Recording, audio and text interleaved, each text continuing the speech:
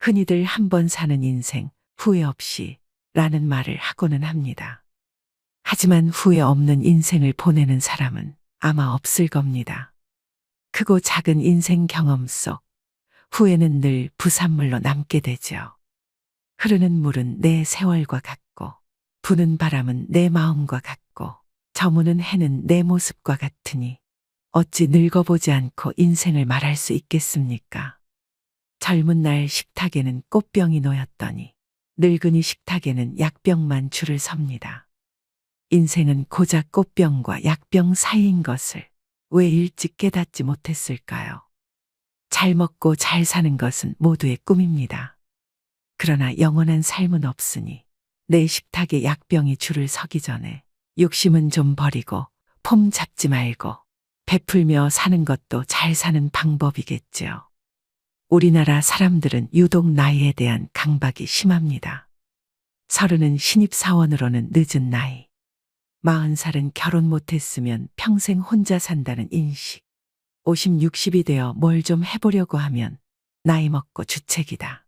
그러다 보니 나이라는 숫자에 얽매여 자신의 인생에 스스로 제약을 걸고 나이듦을 한탄하는 사람들이 많습니다.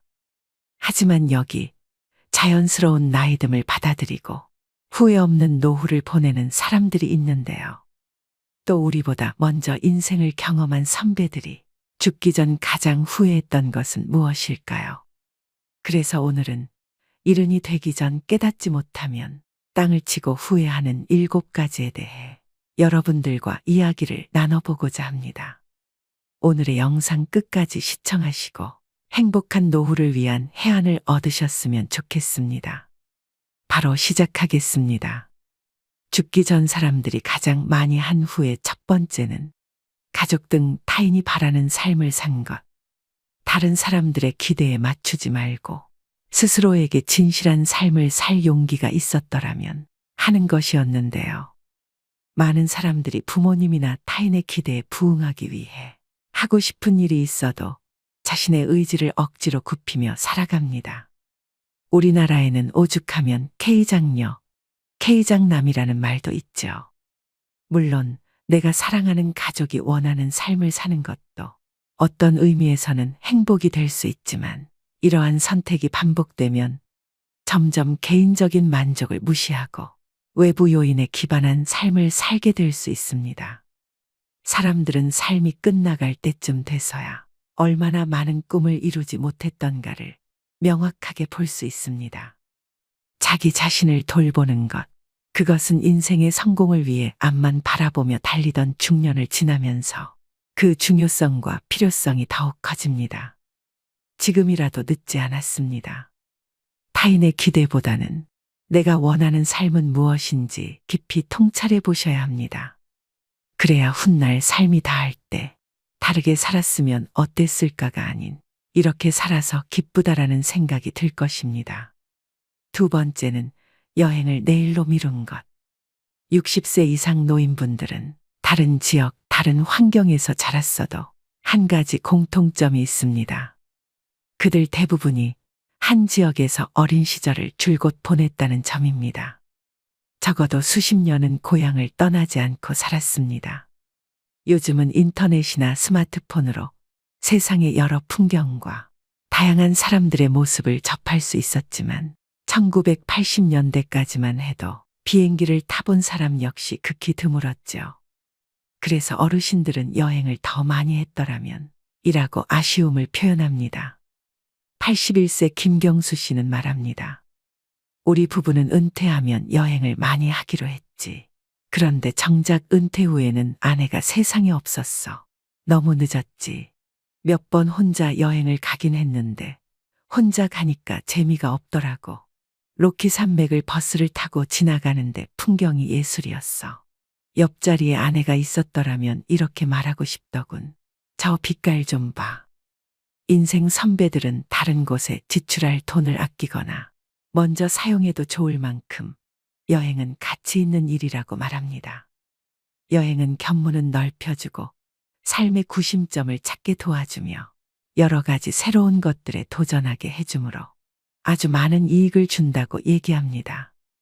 또 여행하면 나이가 들어서도 세상을 제대로 볼 수 있는 특별한 힘을 주고 인생을 잘 살았다는 기분도 느끼게 해줍니다. 주저할 이유가 없는 것입니다. 자, 여러분. 이제 가고 싶은 곳, 보고 싶은 곳 목록을 만들어 보세요. 세 번째는 건강관리에 소홀한 것. 건강은 우리가 행복한 삶을 영위하기 위해 필수적인 요소인데요.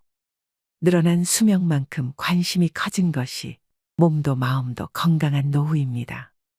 그러나 많은 사람들이 건강 관리에 소홀하여 나중에 큰 후회를 하게 됩니다. 앞으로 100세 시대를 살아가기 위해서는 돈을 버는 것도 중요하지만 돈만 가지고는 행복한 삶을 살아가기 힘듭니다. 부자지만 수십 가지 약을 먹으면서 이곳저곳 아프지 않은 곳이 없고 매일 힘들어 죽겠다는 말을 습관처럼 내뱉는 사람도 있습니다. 노후를 위해 돈을 버는 것도 중요하지만 건강도 관리하면서 돈을 벌어야 되겠죠.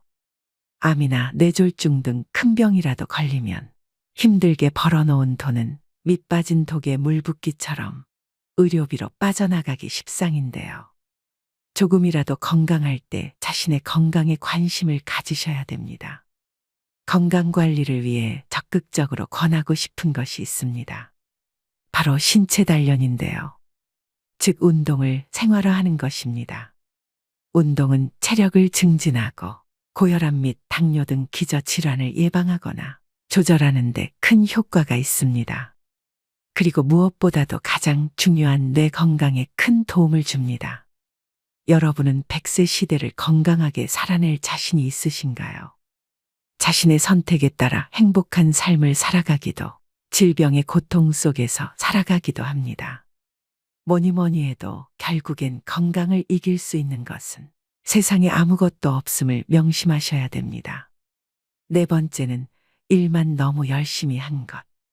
사람들이 죽기 전 가장 후회하는 것 네 번째는 일에만 치중하여 삶의 균형을 잃은 것입니다. 물론 내가 몸담은 한 분야에 있어 큰 노력을 기울이는 일은 정말 멋진 일입니다. 하지만 지나치게 업무에만 몰두하면 가족이나 친구, 취미 등으로 행복을 경험할 기회를 놓칠 수 있습니다. 많은 분들이 일에 쫓겨서 또는 성공을 쫓느라 아이들이 크는 것도 제대로 못 보고 배우자와의 관계도 잘 챙기지 못했다고 후회합니다. 다양한 경험과 관계가 균형을 이룰 때 우리는 행복을 느끼게 됩니다. 더구나 일에만 집중하면 건강과 정신적인 문제도 초래할 수 있습니다. 일도 열심히 하되 틈틈이 삶의 균형을 찾도록 노력하셔야 됩니다. 다섯 번째는 친구들과 자주 연락하고 살지 못한 것. 죽음을 목전에 두고서야 옛 친구들이 얼마나 소중한지를 깨닫게 된다고 하는데요. 나이 들면 배우자 다음으로 친구가 가장 큰 자산입니다. 속마음을 털어놓을 수 있는 친한 친구, 언제든 연락하면 만날 수 있는 친구가 인생을 풍요롭게 합니다. 사는데 급급하고 바쁜 생활에 쫓겨서 소중한 친구들과의 관계를 세월 속에 흘려보낸 후에 누구라도 바쁘게 살다 보면 친구 관계가 소홀해지기 쉽습니다. 하지만 아무리 바쁘더라도 생각나는 친구가 있다면 용기를 내어 먼저 연락해보는 건 어떨까요? 내가 먼저 연락한다고 체면이 깎이는 것도 아닌데 망설일 필요가 없습니다. 삶의 마지막에 남는 것은 결국 사람과 사람뿐이라는 것을 잊지 말아야겠습니다. 여섯 번째는 자기계발과 성장의 기회를 놓친 것. 인생은 계속해서 변화하고 발전하는 과정입니다. 아무리 돈이 많고 잘 나갔던 사람도 더 이상 성장하지 못한다고 느끼면 극심한 우울감에 빠지기도 하는데요. 계속해서 변화하는 사회 속에서 옛것만 고집하고 새로운 것을 받아들이지 않으려고 하면 절대 발전할 수 없고 성장 또한 할 수 없게 됩니다. 나는 이거 안 해봐서 못해 라고 생각하지 마시고 내가 못할 게 뭐야 라는 마음가짐으로 새로운 지식과 경험들을 놓치지 마시고 관심과 호기심을 가져보시기 바랍니다. 그럼 또 예기치 못한 기회로 일상의 행복과 즐거움을 얻게 될 수도 있습니다. 마지막 7번째는 참기만 하고 산 것. 화를 더 낼 거리라는 후회는 시사하는 바가 큽니다. 우리는 모두 착한 사람 증후군에 빠져 있습니다. 속에서 부글부글 끓어올라도 상냥하게 웃는 분들이 많습니다. 하지만 화가 나면 어떤 방식으로든 풀어야 합니다. 화병은 마음속에서 우라통이 커지는 병입니다. 그 우라통이 외부로 표출되지 않으면 스트레스에 의한 각종 질병으로 명을 단축합니다. 먹고 살기 위해서 고객을 상대하는 직업에 종사하는 사람들은 진상 고객에게도 상냥한 웃음으로 대해야 하니 얼마나 스트레스일까요? 우리도 죽기 전에 후회하지 않으려면 감정을 표현하는 연습을 하는 것이 좋습니다. 임종을 앞둔 사람들은 다른 사람들과 평화롭게 살기 위해 자신의 감정을 억누른 부작용을 지적했습니다. 그들은 솔직한 감정을 표현하지 못해 내면에 쌓인 냉소와 분노가 병을 만들었다고 여겼습니다. 충분히 화를 내야 할 상황임에도 좋은 게 좋은 거다라고 생각하며 참고 사시는 분들이 많습니다. 당장은 참지만 결국엔 속에서 터지고 맙니다. 인생 뭐 있습니까? 혼자 속으로 끙끙 앓지 말고 우리 모두 할 말은 하고 삽시다. 여러분 어떠신가요? 후회하지 않는 삶은 여러분이 무엇을 한 것이 아니라 무엇을 하지 않았는가에 따라 결정됩니다. 사람들은 자주 말합니다. 그때 알았더라면, 그때 잘했더라면, 훗날엔 지금이 바로 그때가 되는데, 지금은 아무렇게나 시간을 보내면서 자꾸 그때만을 찾습니다. 늙으면 사람이 수레를 끄는 것이 아니라 수레가 사람을 미는 법입니다. 넋놓고 있으면 밀려나는 것이 인생입니다. 이제 더 이상 미련과 후회만 남기는 시간을 보내시면 안 됩니다. 행복은 기다리는 것이 아닌 선택하는 것임을 명심하셔야 됩니다. 즉, 무엇을 선택하고 무엇을 내려놓는지가 앞으로 여러분의 노후를 완벽히 바꿀 것입니다. 인생 선배들은 행복한 노후를 위해 내려놓음 또한 실천하셨는데요. 결국 나를 내려놓음은 나를 다시 세우는 길입니다. 그렇다면 잘 내려놓기 위해 우리는 어떤 마음가짐으로 노년을 보내야 할까요? 등산도 인생도 오르는 길이 힘들지만 내려가는 길은 더더욱 어렵습니다.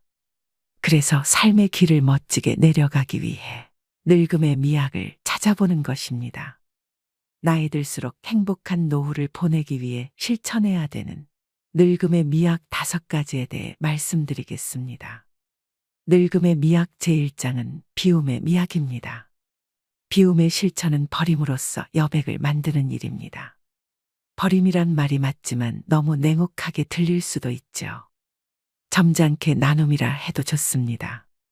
꽃이 비록 아름답지만 꽃을 버려야 열매를 맺을 수 있습니다. 처녀가 설령 아름답지만 처녀를 버려야 옥동자, 옥동녀를 낳을 수 있습니다. 죽음이란 버림의 끝입니다. 성취의 청춘도 아름답지만 버림의 노년은 더욱 아름답습니다. 이것이 늙음의 미학입니다. 주먹을 쥐고 태어나는 것은 세상에 대한 욕심이요. 손바닥을 펴고 죽는 것은 모든 소유로부터의 비움입니다. 생의 가장 큰 가르침은 죽음입니다. 선녀는 죽음으로써 인생의 진리를 깨우쳐 줍니다. 채운다는 관점에서 보더라도 비운 만큼만 채울 수 있습니다. 집지한개여 방쯔구주다. 두 손으로 잡아보았자 2개뿐이요. 놓으면 우주가 내 것인 것을. 늙음의 미학 제2장은 노련의 미학입니다. 노련이란 단어에는 늙을 노자를 씁니다. 노자에는 노련하다는 의미가 있습니다. 오랜 세월의 경륜에서 오는 노하우가 있어 노인은 노련한 경험의 결정체이죠. 노인은 돌다리도 두들겨보고 건너는 신중함이 있습니다. 술을 마셔도 젊은이처럼 속수무책으로 쓰러지지 않습니다. 그리하여 오뚝이라는 의미의 부도옹이란 별명이 붙은 것입니다. 늙음의 미학 제3장은 점잖음의 미학입니다. 노인이 되면 언행이 무겁되 어둡지 않습니다. 품격이 고상하되 야하지 않습니다. 그래서 점잖다라는 말이 성립됩니다. 곧 젊지 않다는 말입니다. 젊은이처럼 감성에 쉬이 휘둘리거나 분위기에 가볍게 흔들리지 않습니다. 젊은이의 잘못을 보고도 잘 나무라지 않음은 힘과 용기가 없어서가 아니라 그들도 그러한 시절을 겪어왔기 때문에 이해하고자 함입니다. 점잖음. 그것은 중후한 인생의 완결이자 노인이 보여줄 수 있는 장엄한 아름다움입니다. 늙음의 미학 제사장은 생각의 미학입니다. 노인이 되면 이런저런 생각이 많아집니다. 그러다 보니 했던 말을 또 하기도 합니다. 하지만 그 생각은 일념통천의 지혜의 샘물입니다. 늙은이는 늘 그 자리에 있는 이다. 생각이 깊고 많기 때문입니다. 그저 자리만 차지하고 있는 게 아니라 세상을 염려하고 가문을 지키면서 늘 그 자리를 지키는 것입니다. 늙음의 미학 마지막 장은 3분의 2의 미학입니다. 흔히 몸은 늙었어도 마음은 아직 청춘이라고 항변하는데 이 말은 사실입니다. 정신의 나이는 육신의 나이의 3분의 2에 불과합니다. 60세면 40세로 생각하고 90세면 60세로 생각합니다. 마음마저 육신과 똑같이 늙었다고 생각하면 삶이 위축됩니다. 죽는 날까지 젊은이의 기상으로 살아가야 합니다. 젊은 생각으로서 씩씩한 만년을 맞이해야 합니다. 인류의 평균 연령이 급격히 늘어감에 따라 온 세상이 고령화 사회로 접어들고 있습니다. 퇴직의 새벽을 맞이하면 인생 리모델링을 반드시 해야 합니다. 내 남은 인생의 가장 젊은 날이 바로 오늘입니다. 어제 죽은 자가 그토록 소망하던 오늘이죠. 영리하고 재주가 있는 사람을 일러 총명하다고 하는데 총은 귀가 밝다는 뜻이며 명은 눈이 밝다는 뜻입니다. 나이가 들면 눈과 귀가 어두워집니다. 모든 기능이 저하되어 자세히 볼 수 없고 또렷하게 들을 수도 없습니다. 하지만 문제 없습니다. 쑥떡같이 얘기해도 찰떡같이 듣는 훈련을 평생 해온 그들이기 때문입니다. 어떻게 늙어갈 것인가는 모든 늙은이들의 화두일 것입니다. 품위를 지키며 아름답게 늙는 사람이 있는가 하면 그렇지 못한 경우도 있습니다. 멋지거나 추하거나 또 행복하거나 불행한 노년이 되는 것은 모두 자신의 책임입니다. 그렇다면 나이 들수록 우아하게 늙어가는 방법은 무엇일까요? 첫째, 건강한 생활 습관을 가져야 합니다. 금연과 절주 그리고 적당한 운동으로 생활 습관을 가꿉니다. 올바른 생활 습관은 건강하고 아름답게 늙어갈 수 있게 만듭니다. 둘째, 충분한 휴식과 수면을 취합니다. 너무 적게 자고 너무 많이 자는 것도 좋지 않습니다. 낮잠을 적당히 자는 것도 건강을 유지하고 아름답게 늙어가는 비결입니다. 셋째, 마음가짐을 편하게 해야 합니다. 사람이 살다 보면 별의별 경계와 부딪히게 됩니다. 하지만 언제나 긍정적, 적극적인 행동으로 마음을 편하게 가지면 곱게 늙어갈 수 있습니다. 넷째, 노화에 맞서지 말고 자연스럽게 수용해야 합니다. 의학 발달로 주름살 하나에도 피부 미용 시술과 성형을 합니다. 하지만 자연스럽게 늙어가야 합니다.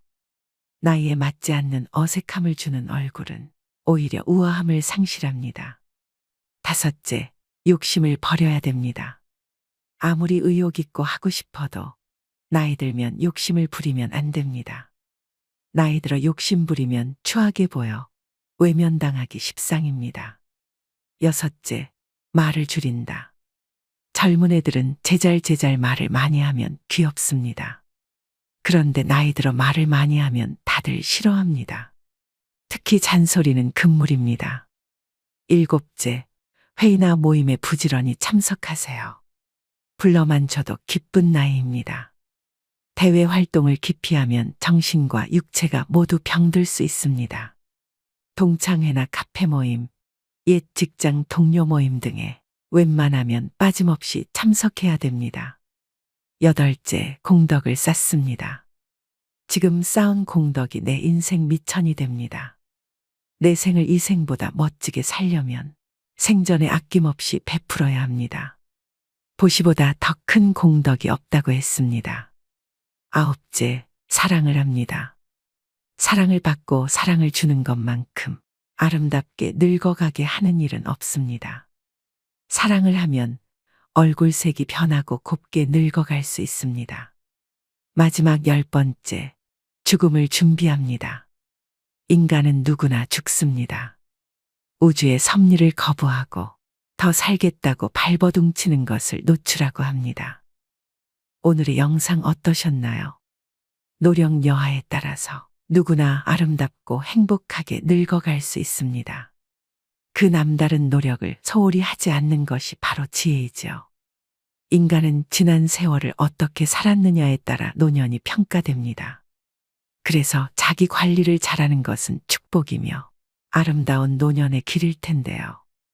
이 10가지 중 절반이라도 몸에 익히면 훨씬 아름답게 늙어갈 수 있습니다. 어여쁘게 물든 단풍은 봄꽃보다 아름답다고 했습니다. 나이만 먹고 백발이 된다고 다 어른이 아닙니다. 오늘의 영상이 여러분의 지혜로운 노후 설계에 도움이 되셨길 바랍니다. 오늘도 노후의 지혜와 함께 해주셔서 감사드립니다. 황금빛으로 무르익어가는 여러분의 지혜로운 인생을 언제나 응원합니다. 운이 좋아질 때나 나빠질 때는 제일 먼저 얼굴 관상에 나타납니다. 오랜만에 만난 사람을 보면 그의 인상을 살피고 안부를 건넵니다. 얼굴이 푸석해 보이는데 무슨 일 있어? 혹은 얼굴이 활짝 폈네 라고 말하죠. 실제로 그 사람의 기운이 변화해 얼굴에 그대로 나타나기 때문인데요. 운의 변화에 따라 그 징조가 보이게 되고 이것은 얼굴에 제일 먼저 나타난다고 합니다. 지금까지의 삶뿐만 아니라 앞으로의 삶 역시 모두 얼굴에 드러나게 되며 이를 관상학에서는 찰색이라는 빛으로 표현합니다. 오늘은 대운이 들어올 때 얼굴에 생기는 변화에 대해 살펴보겠습니다. 먼저 첫 번째는 얼굴에 균형이 생깁니다. 다른 사람이 내 말을 비웃고 있다는 것은 바로 상대의 눈과 입이 삐뚤어져 있을 때 느낄 수 있는데요. 항상 무엇을 부정적으로 바라볼 때는 입꼬리나 눈이 삐뚤어집니다. 삶이 아주 어렵거나 고난 속에 있는 사람이라면 정면에서 바라볼 때 좌우가 약간 기울어져 있는 것을 발견할 수 있습니다. 눈, 어깨, 걸음걸이 등 그 사람의 모든 표정과 움직임에서 드러나게 됩니다. 따라서 우리는 몸의 균형을 잡는 것이 중요합니다. 그렇게 된다면 인상도 좋아지고 관상 역시 부자가 될 관상으로 변하게 될 것이라고 합니다. 두 번째는 이마에 밝은 빛이 생깁니다. 얼굴이 환해졌다. 얼굴 좋아 보인다라는 말 들어보셨나요? 우리는 보통 상대방을 처음 보거나 오랜만에 만났을 때 외모와 밸런스 그리고 기운을 살펴보곤 하는데요. 상이라는 것은 이렇게 타인이 먼저 보고 느끼게 됩니다. 부자의 운이 들어올 때는 제일 먼저 이마가 밝아지기 시작합니다. 이마는 천기가 우리 몸에 제일 먼저 흡수되는 곳이고 기운이 변하는 첫 번째 관문이기 때문입니다. 삶이 좋아지게 되면 이마가 제일 먼저 밝아지게 되고 반대로 어려워질 때는 이마가 어두워지게 됩니다. 또 이마와 더불어 미간은 현재의 운을 볼 수도 있고 정신력, 건강, 선천적인 운까지 볼 수 있는 자리입니다. 따라서 세안을 하거나 화장을 할 때는 이마와 미간을 깨끗하게 씻고 가능한 투명하고 밝게 화장하는 것이 좋습니다. 그래야 행운과 인덕복이 따르게 됩니다. 세 번째는 눈매가 부드러워집니다. 눈은 마음의 창입니다. 관상에서 눈은 운의 흐름은 물론이고 그 사람의 격을 판단하며 결정적일 때 믿고 신뢰할 수 있는가를 판단하는 중요한 잣대가 됩니다. 운이 나쁘고 인생이 어려워질 사람은 눈빛이 탁해지고 살기가 생겨나기 시작합니다. 반대로 눈에 부드러움과 선함이 생겨나는 것은 좋은 운이 들어올 징조입니다. 눈은 바로 마음이 표현되는 곳이기 때문인데요. 현대 과학자들 역시 눈이 얼굴 인상의 반 이상을 차지한다라고 말하기도 하며 이미지 좋다, 인상 참 좋다라고 말하는 것은 사실 눈이 선하고 부드럽다라는 표현이라고 합니다. 반면 눈을 자주 깜빡거리고 똑바로 시선을 마주하지 못하는 사람은 마음에 거짓이 있고 정직함이 없는 사람입니다. 눈은 바로 우리가 세상을 바라보는 그 마음입니다. 따라서 부자의 운을 얻기 위해서는 세상을 부드럽고 편안하게 바라보려고 노력해야 합니다. 네 번째는 귓볼이 깨끗해집니다. 많은 사람들은 귀 모양으로 사람의 재물운을 가늠합니다. 하지만 사실 관상학에서는 귀의 모양보다는 색을 더 많이 본다고 하는데요. 귀의 혈액순환이 잘 되어 귀가 불그스름한 빛이 도는 것이 좋습니다. 이처럼 귀의 혈색이 밝고 좋으면 수명이 길고 재물운이 있습니다. 이런 귀의 소유자는 성격도 둥글둥글하고 원만하여 대인관계도 좋아 인생에 적이 별로 없다고 합니다. 여성의 경우 귀걸이가 귓볼을 자극하여 혈액순환이 더 잘 되게 됩니다.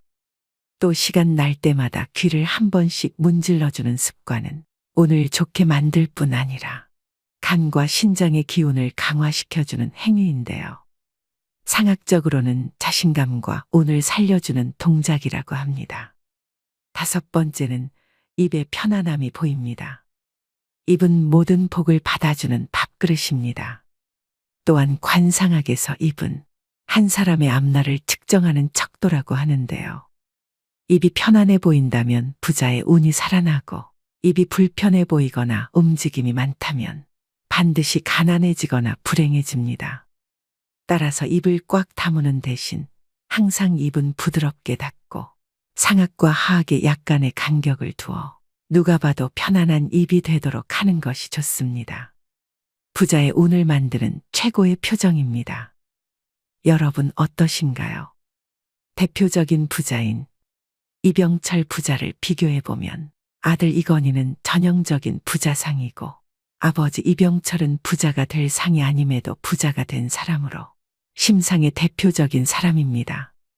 일상의 삶에서 즐거운 일이 많은 사람의 얼굴 형상은 편안한 얼굴상을 보여줍니다. 반대로 삶이 힘들고 짜증나는 일이 많은 사람은 환한 얼굴에 찌그러져 있는 얼굴상을 하고 있죠. 관상은 어떠한 마음가짐으로 삶을 살았느냐에 따라 형성되었다고 보아야 합니다. 내 삶을 어떻게 살아가느냐에 따라 거지상을 하고 태어났어도 부자로 살아갈 수 있는 환경으로 변화되고 부자로 살아갈 수 있는 부자상으로 태어났어도 그 생각이 부자로 살아갈 수 없는 속 좁은 사람으로 살아간다면 거지의 삶을 살아가게 되겠죠.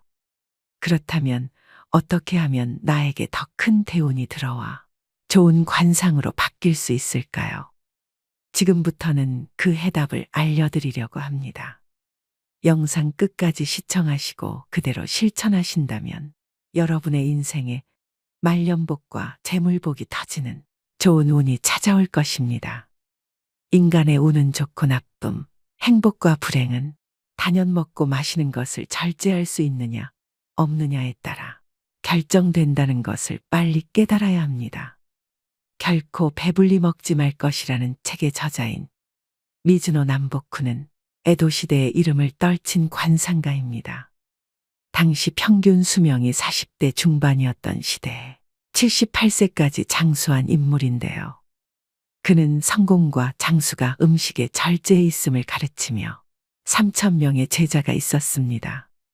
어린 시절 한량으로 떠돌다 감옥에 갔을 때 범죄자의 얼굴과 생김새에 공통점이 있음을 발견합니다. 그 후 1년 동안 보리와 콩만으로 식사를 계속하고 오면 절의 입문을 허락하겠다는 어느 주지 스님의 조언에 따라 이때부터 본격적인 관상가로서의 길을 걷게 됩니다. 이후 단식과 어려운 고행으로 깨달음에 이르렀는데 사람의 운명은 관상이 아니라 먹는 음식에 달렸음을 깨닫게 됩니다. 관상은 변하고 바뀌는 것이지만 음식의 절제로 빚어진 복은 지속적이었기 때문인데요. 왜 재물이 쌓이지 않는 걸까? 왜 가정의 행복이 머물지 못하는가? 소식은 어떻게 부와 장수를 불러오는가? 모든 사람들이 궁금해하는 이 질문에 대한 명쾌한 해답과 실천 방법을 알려드리겠습니다. 식사의 절제라는 것은 보통 사람에게는 매우 어려운 일입니다. 배가 모두 차지 않은 상태에서 숟가락을 내려놓는 일은 보통 사람에게 힘든 일이나 성공과 출세, 발전과 행복, 하늘의 운과 부귀영화, 자식과 가문의 안정, 건강하고 긴 수명을 바란다면 못할 것도 없는 일 아니겠습니까?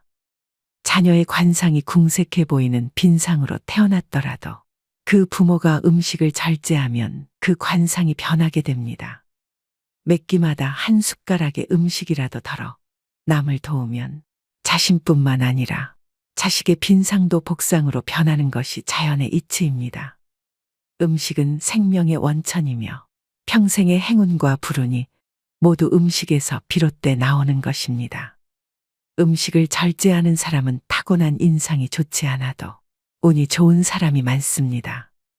좋은 인상을 갖고 있지만 음식을 절제하지 않고 산 사람은 여러 면에서 부족함이 계속되고 생로병사가 끊이지 않으며 늙어서까지 불행해집니다.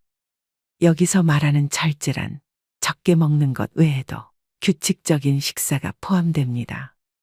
잠들고 일어나는 시간이 하늘의 태양이 뜨고 지는 시간에 맞춰 있지 않는 사람은 먹는 시간도 먹는 양도 절제된 규칙이 없습니다.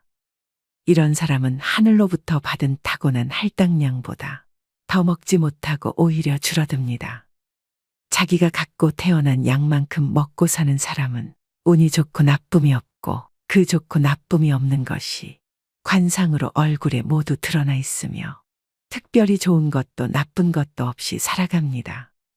그러나 인상이 나쁘지도 좋지도 않으며 자기 양만큼 먹고 사는 것도 아닌 자신에게 주어진 할당량보다 더 많이 먹고 사는 사람은 아무리 인품이 좋은 사람일지라도 불행한 내면의 번뇌가 끊이지 않습니다. 절제하지 않아온 까닭에 가정도 파괴됩니다. 또 지금을 넘는 출세나 발전이 없습니다. 이런 사람 중에 가난한 사람이라면 고생만 평생 하다. 성공이란 것은 단 한 번도 해보지 못하고 평생 남을 원망하며 나라님을 욕하며 삽니다. 인품이 좋아도 결국 음식을 절제하지 못하면 그 내면의 덕도 없어지고 세월이 더 흐를수록 아무 좋은 것도 그 마음에 남지 않게 됩니다. 비록 가난한 관상을 가졌어도 절제하는 사람만이 장수하고 더 먹을 수 있으며 행운을 이어가게 되는 것입니다. 평생 가정이 안정되고 그로부터 늙어서도 운이 좋은 사람으로 남게 됩니다. 약해 보여도 병에 걸리지 않는 노년은 덤으로 얻게 됩니다. 여기까지 다루고 있는 내용에서 중요한 한 가지 핵심은 바로 음식에 모든 기륭화복이 있다는 메시지인데요. 달리 표현하면 절제의 가장 기본적인 본질인 음식을 먹는 일에 행복과 장수, 번영과 성공이 달려 있다는 얘기입니다. 자신이 원하는 것을 이루기 위해서는 기본적으로 자기 절제가 필요합니다. 자신을 훈련함으로써 자신이 삶에서 진정 원하는 것을 얻을 수 있는 힘을 갖게 됩니다. 오늘날 사람들은 즉각적인 만족을 원합니다. 점점 더 자극적인 음식을 원하며 먹는 순간 기분이 좋아집니다. 이처럼 즉각적인 만족에 길들여지면 자연히 집중력과 사고 능력도 저하되어 본인이 이루고자 하는 목표에서 멀어지게 됩니다. 곳간에 음식이 넘치고 있어도 절제해야 하는가에 대해서도 묻는 이가 많습니다. 음식이란 사람의 생명을 먹여 살리는 것이니 충분히 사용해도 되는 것이 아닌지 묻는 것입니다. 허나 사람의 생명을 먹여 살리는 음식이라도 대식가라면 그것은 불행을 자초하는 일입니다. 폭식해도 마찬가지입니다. 그것은 초목의 비료를 과하게 주는 일과 다를 바 없습니다. 넓은 논밭에 비료를 과하게 주면 잘 자라기는커녕 죽고 말지 않습니까? 사람도 그렇습니다. 과하게 먹는 것은 생명을 살리는 것과 완전히 반대되는 것으로 오히려 인명을 해치는 일입니다. 먹는 양이 일정하지 않고 규칙적이지 않으며 때때로 많이 먹으며 폭식하는 사람은 아무리 관상이 좋아도 불운을 항상 함께 갖고 있게 됩니다. 평생 안도감을 얻지 못하는 것입니다. 술과 고기를 가까이 하고 주변 사람들을 불러 모아 먹고 즐기다 보면 하지 않을 말과 행동을 할 때가 많고 흥청거리는 기분으로 약속을 남발하지만 신뢰할 만한 비즈니스로 연결되지 못할 때가 많습니다.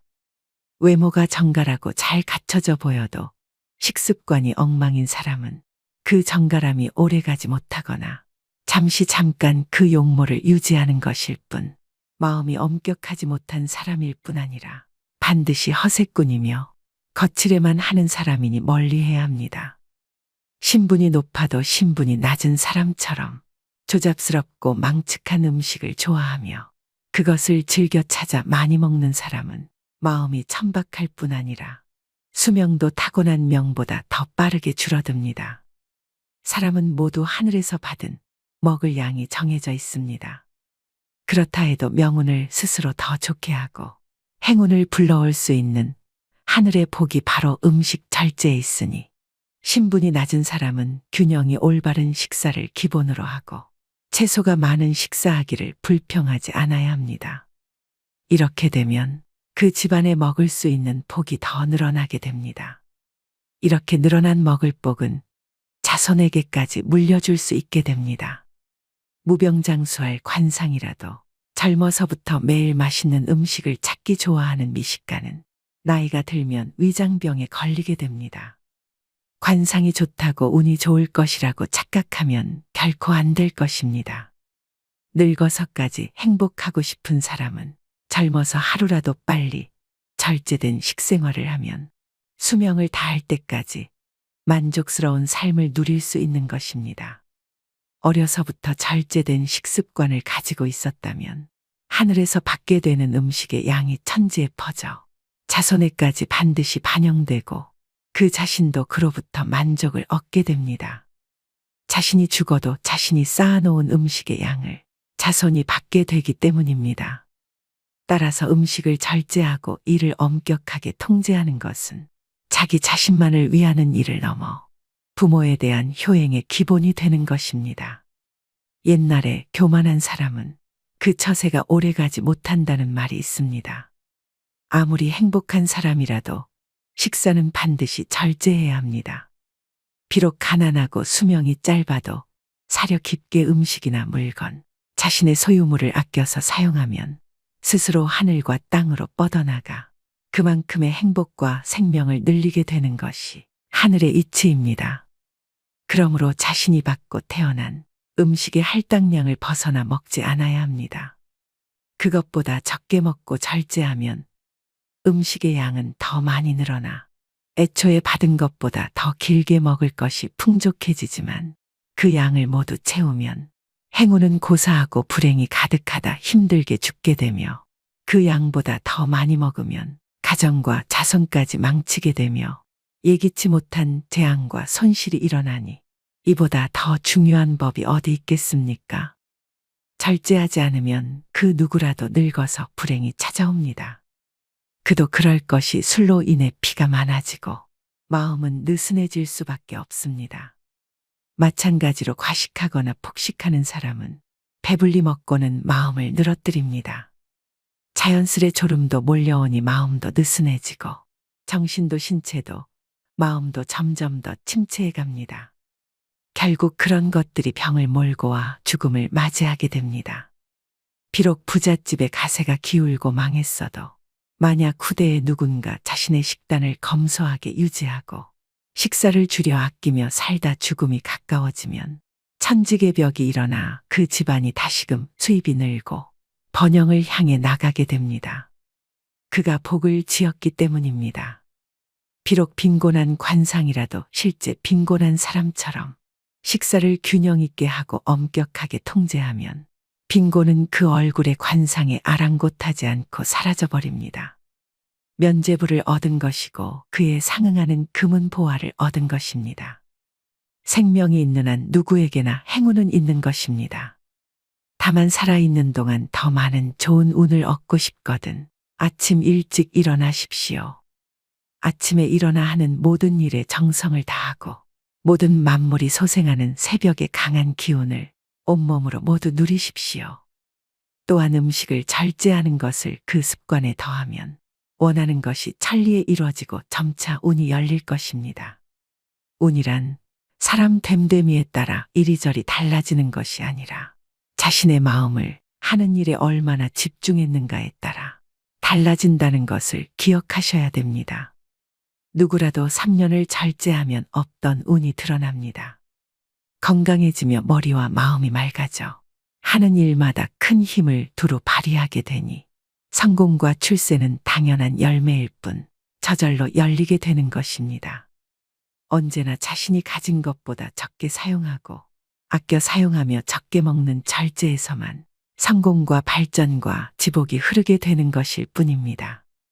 사람이 고귀해지기도 하고 천하게 되기도 하는 것은 모두 음식을 절제하느냐 하지 못하느냐에 달려 있습니다. 세상에 이름을 알린 고귀한 신분의 승려는 저절로 된 것이 아닙니다. 모두 먹고 싶은 대로 먹지 않고 절제해온 까닭입니다. 어려서부터 운이 좋아 큰 부와 행운을 누렸으나 최근 들어 운이 나빠지고 해마다 재산이 줄고 무엇을 하든 운이 따르지 않아 고통스러운 상황이라면 이 일에서 어떻게 벗어날 수 있겠습니까? 이런 사람은 젊어서부터 만족스러운 삶을 살아왔기 때문에 스스로 운이 나빠지는 행동을 알지 못합니다. 일찍이 부족함 즉 절제를 배운 것이 없기 때문입니다. 생활을 바르게 하지 않았거나 불규칙적으로 먹고 자는 일을 계속해온 사람은 아무리 비상한 재주를 가졌어도 다른 이에게 지속적인 존경심을 얻지 못합니다. 따라서 지금부터라도 절제를 배운다면 다시금 좋은 기운을 이을 수 있습니다. 오늘의 영상 어떠셨나요? 하나를 보면 열을 안다는 말이 있습니다. 인간의 가장 기본적인 욕구인 식에 대해 자제할 줄 안다는 것은 삶의 다양한 측면을 보더라도 참 중요하다는 생각을 하게 됐는데요. 균형 잡힌 음식으로 신체의 건강도 챙기겠지만 해로운 것들을 자제할 줄 아는 힘이기 때문에 스트레스를 관리하는 정신, 정서적 능력이 될 수도 있고 충동적인 지출도 자제하게 되고 과잉된 말과 행동을 삼갈 줄 아는 절제력이 될 수도 있으며 목표 달성을 위한 인내심과 자제력의 뿌리가 될 수도 있습니다. 이처럼 음식에 대한 태도를 보면 그 사람의 모든 면에서의 절제된 삶을 알 수 있다고 합니다. 나아가 앞으로의 미래까지도 알 수 있다고 하는데요. 절식이 우리의 운과도 연결된다는 메시지는 현대인들에게 시사하는 바가 크다고 생각됩니다. 자신을 제어할 수 있다면 내 운명도 바꿀 수 있다는 주장은 누구라도 부정할 수 없는 얘기일 것입니다. 오늘부터라도 절식을 통해 여러분의 운을 완전히 새롭게 변화시켜 보시면 어떨까요? 오늘도 노후의 지혜와 함께 해주셔서 감사드립니다. 황금빛으로 무르익어가는 여러분의 지혜로운 인생을 언제나 응원합니다.